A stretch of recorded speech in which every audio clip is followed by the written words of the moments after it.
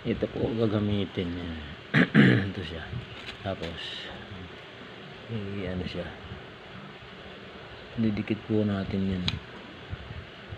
Maganda po yung ganito at marami tayong kung may anak man tayo mga nag-aaral, kamukha sa amin, anak ako nag-aaral, madali natin sila maano. Ganyan lang po yan.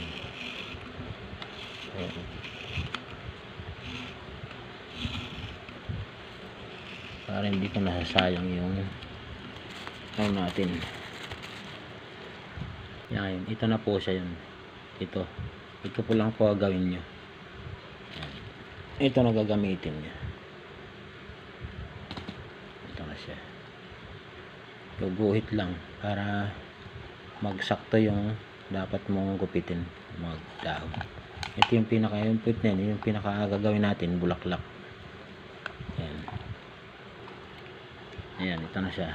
Unti-unti na siya. Sinishare ko lang po ito sa inyo para ano tayo, kasi kung halimbawa may mga anak po tayo mga nag-aaral, madali natin sila ano kaagad igawa mga ganito. At kung ikaw naman po ay nag-aaral ng high school o elementary, yan, gayahin nyo lang po yan, madali lang, para may pangregalo kayo sa mga advisor nyo yan. Mga nanay, tatay, may mga nag-aaral na anak niya, yan.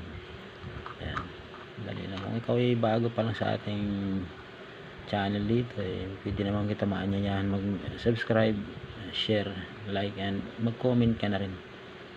Hindi lang natin yung full video talaga na dito, kasi medyo medyo hindi kaya ng natin, hindi kaya ng internal ng cellphone natin. Ito na po. Ayan guys, yan na, tapos na po. Ayan. Kung nagustuhan mo ang ating video, pwede kitang anyayahan mag-subscribe, share, and like na rin po. Pwede na rin po kayo mag-comment dyan mga lods. Yan, ito yung maging bulaklak na gawin natin.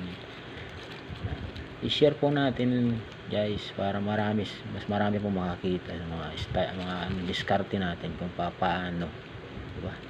Yan. Kahit may mga nag-aaral ng elementary, high school, pwede po nang gayahin yan. Yan. Salamat po guys. Maraming salamat sa walang sawang pagsuporta guys. Yan. Thank you.